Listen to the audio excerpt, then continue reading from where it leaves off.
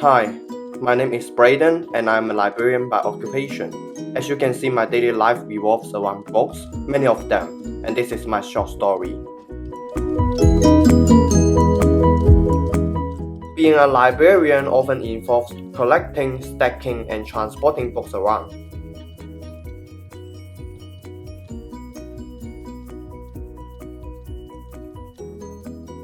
However, I used to experience so much back pain on the job. Probably just getting old, perhaps.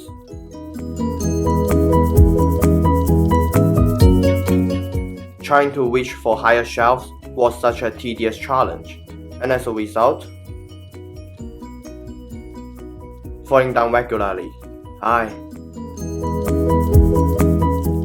often used to feel loss of strength on my knee as well. I wonder why.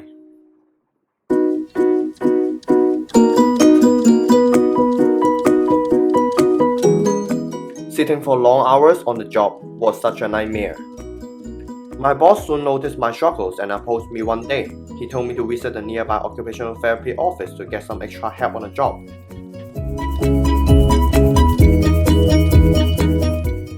And so, I marched down for an appointment one day. I met with the OTs and described my issues, and they decided to monitor me while working.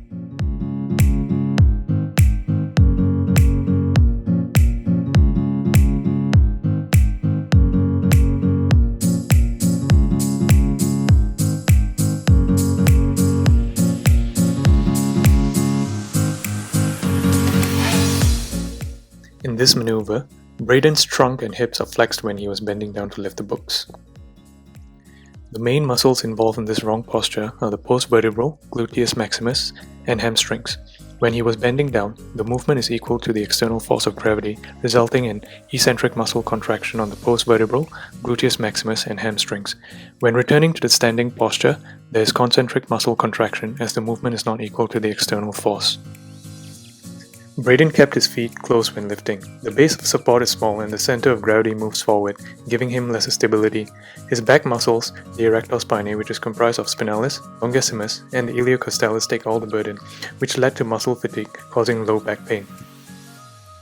The correct posture for lifting is having a flexed knee and flexed hip, as well as keeping the trunk in a normal curve that is slightly flexed. This movement is very alike to squat.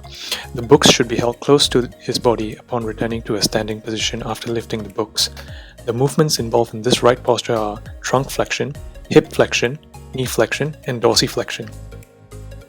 The muscles contributing to trunk flexion and hip flexion are the same as the incorrect posture. The muscles involved in knee flexion is the quadriceps, which contracts eccentrically and contracts concentrically when the knee extends as he returns to the standing position. In dorsiflexion, gastrocnemius and soleus contract eccentrically and then concentrically when back to standing position.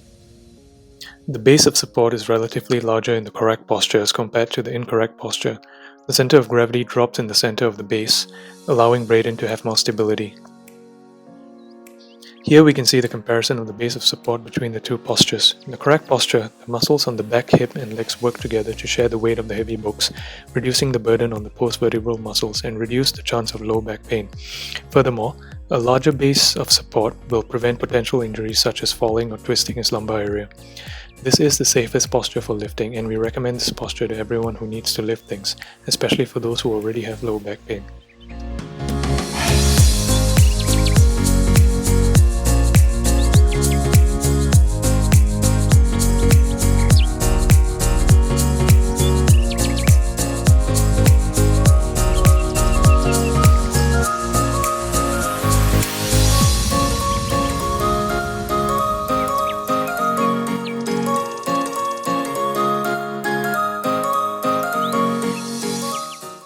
While trying to reach the higher shelves, Brayden forcefully tiptoes in many instances. In this posture, his ankles are in plantar flexion. The main muscle groups for plantar flexion are posterior leg muscles, namely soleus, gastrocnemius, plantaris, tibialis posterior, flexor digitorum longus, flexor hallucis longus, fibularis longus, and brevis. His ankles are working against the external force, which means that the agonist muscle group, being the posterior leg muscles, are in concentric contraction. However, when he reaches the maximum point of plantar flexion, his posterior leg muscle group switches to an isometric hold as he attempts to maintain that posture. His hips are also in an anterior pelvic tilt, where his hip flexors and back extensors become tight within this maneuver. His abdominal muscles and hamstring also become loose. He's also more likely to be at risk for lumbar lordosis if this posture is continuously maintained for long periods of time. The center of gravity shifts anteriorly, which produces a weaker and narrower base of support, as seen in his ankles. In this posture, his mobility increases and stability decreases. Hence, these factors may likely be contributing to the fall that he experiences during the stacking of the shelves while performing the tiptoe maneuver. To remedy this, a stool is introduced. The stool keeps his spine in a neutral position while also giving him a wider base of support and keeping the center of gravity within the base of support so that stability is increased and mobility reduced. This also decreases the likelihood of him falling over or straining himself compared to him having to tiptoe in order to stack or remove books. By standing erect, the anterior pelvic tilt is corrected, the hip flexors and the back extensors do not tighten, and the abdominal muscles together with the hamstrings are not relaxed, which means that the distribution of muscle movement is even. This allows minimal energy consumption and muscle contraction while performing the maneuver, which can also simultaneously reduce the possibility of him being exhausted and developing a musculoskeletal injury.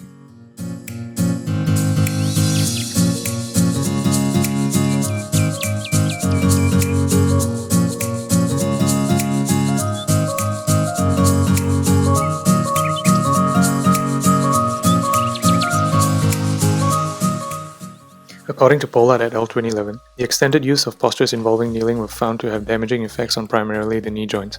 Furthermore, the research also found that postures involving kneeling on one knee had the most detrimental effect of all compared to kneeling with both knees and other full flexion postures for extended periods of time. Pollard et al. 2011 states that a one-knee posture was found to transfer majority of the body weight of the test subjects mostly through their knee and feet, which made contact with the ground. His left knee being in contact with the floor was most likely to endure a very heavy level of weight to the knee, while the other right feet may likely be in charge of establishing a full balance. This might also explain the strain he experiences after an extended period of being on one knee. While in flexion, Tambia et al. 2005 also suggests that the weight-enduring surfaces of the knee shifts posterior to the tibial plateaus and reduce in area, which places a higher amount of strain on the tibia. Therefore, this creates an unfavorable loading condition on the articular cartilage and creates an extreme level of damaging shear stress as supported by Atkinson et al. 1998. The high flexion movement combined with the high shear force acting on the knee thus makes this one-knee posture the most injurious posture to assume as supported by Pollard et al. 2011. As the study also investigated the negative impacts of high flexion positions like full squatting, it would also be practical for Brayden to avoid using a full squatting stance while stacking on the lower shelf for longer periods of time, as it can cause too much strain. Therefore, similar to the previous posture when standing on the stool, a better alternative for him in this circumstance would be to simply sit on a stool while attempting to stack the lower shelves. His body weight is also more evenly distributed and not concentrated heavily on a specific joint or muscle area. With regards to evaluating his sitting posture, we will touch on that shortly.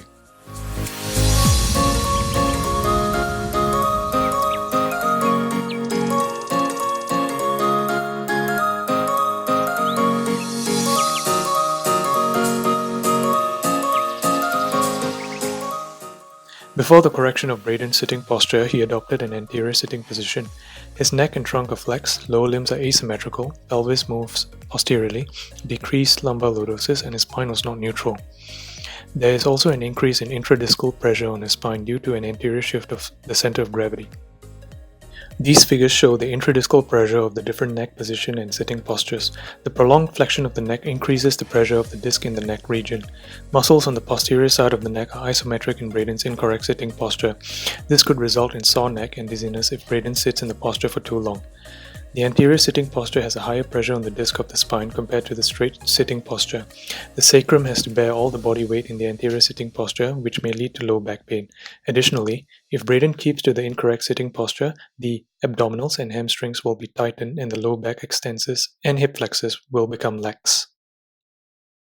For the correct sitting posture, the spine has to be kept in a neutral position with the arms supported and lower limbs being symmetrically aligned. Minimal energy and muscle contraction is also required to maintain this current posture, which reduces the chance of getting sore muscles or experiencing fatigue.